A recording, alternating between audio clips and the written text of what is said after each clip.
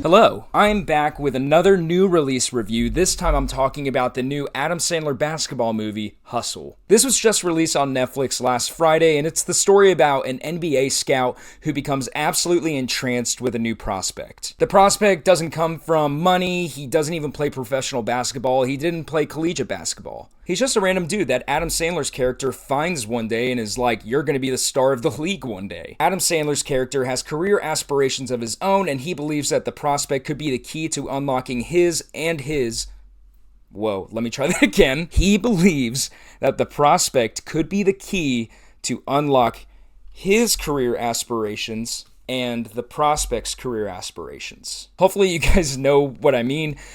Basically, this prospect is just incredible at basketball, and Adam Sandler is willing to do whatever it takes to get him to the NBA. And right away, I have to say, this movie has an incredible introduction. If you know anything about sports scouting or recruiting for that matter, you know that these guys spend so much time on the road. They miss family birthdays, they miss reunions, they live out of a suitcase, basically. And so the intro of this movie was really interesting, and I thought it was really attention-grabbing to have Adam Sandler go on the road like that, and you see him and just his process with finding prospects for the Philadelphia 76ers. Now, I do have to say, this movie has a shameless amount of product placement, but I think that this is an example of product placement done well. Because it is realistic to think that a scout like this would just be eating KFC and McDonald's all the time, right? So I understand, you gotta find funding for this movie. That was a good, fluid way to do it. It is a little distracting, but I don't know another way that they could have incorporated it. I am personally a sucker for sports movies. If you couldn't tell,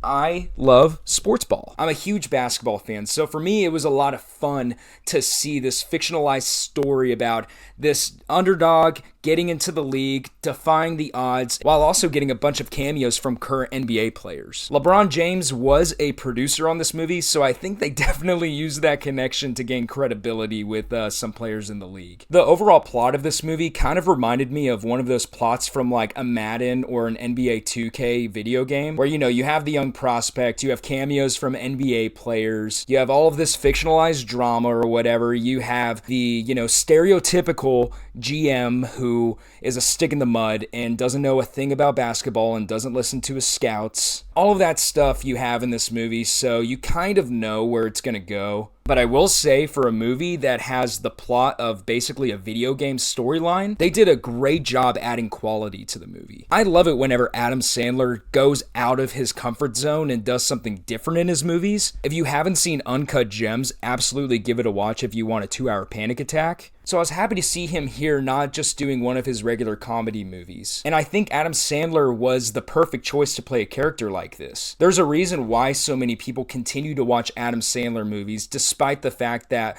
most of them are not very high quality. It's because people like Adam Sandler. He just generally seems like a good dude. So to put him in the role of basically who's supposed to be the audience's proxy in the movie, someone that we can relate to, was a really smart decision, and he does a good job in the role. And then the supporting cast that they got here too was really impressive. I mean, I had no idea Robert Duvall was going to be in this movie. That's one way to add credibility to your film, add someone from The Godfather into it. And then also, Ben Foster, the most slept on actor in Hollywood, is here. I didn't love his character. He kind of plays the stereotypical GM/owner or whatever his title is. But if you're going to get someone in that role, Ben Foster is about the peak level that you can get. And the guy who plays the prospect is an actual real-life NBA player, Juancho Hernan-Gomez. So naturally, me being a basketball fan, I am familiar with him, and I was excited to see him in the movie. And you can definitely tell that he is a basketball first and an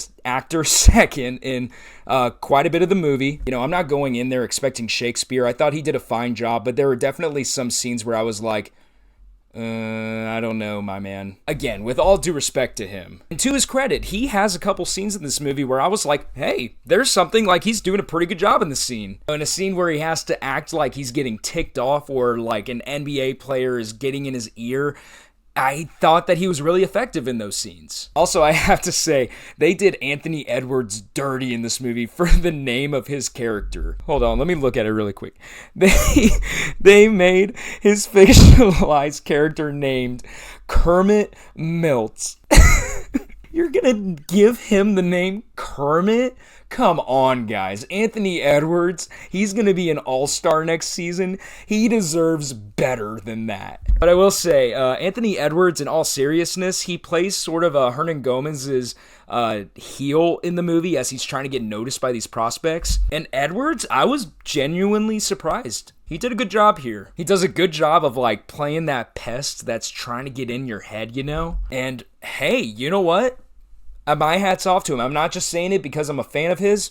Anthony Edwards, pretty good job. He might have a future in this. Maybe we're looking at the next Shaquille O'Neal steal over here, huh? Overall, this movie is not perfect by any means. You know, I have a difficult time with just the storyline being pretty generic. There is a jarring time jump in there where I feel like there was a lot missing that could have added something to the story. And the performance at times by Hernan Gomez is a little spotty. But overall, I thought that this was a perfectly enjoyable movie. And for me as a sports fan, I had a lot of fun seeing something that was actually related to the NBA. You know, in a lot of the sports movies, I guess the first thing that comes to mind is The Replacements from 2000. You have a team that's supposed to be, you know, this team in the NFL, but they can't actually get the license from the NFL to be that team. I thought it added something to this movie and its credibility that, you know, it was the Philadelphia 76ers and the Boston Celtics. And again, it was fun seeing real life NBA GMs, head coaches, players in this movie. So overall, I would rewatch it again. If you're a sports fan, I think you're going to really like it. And I was happy to see Adam Sandler again step outside of his comfort zone with a good movie. I'm feeling like a 6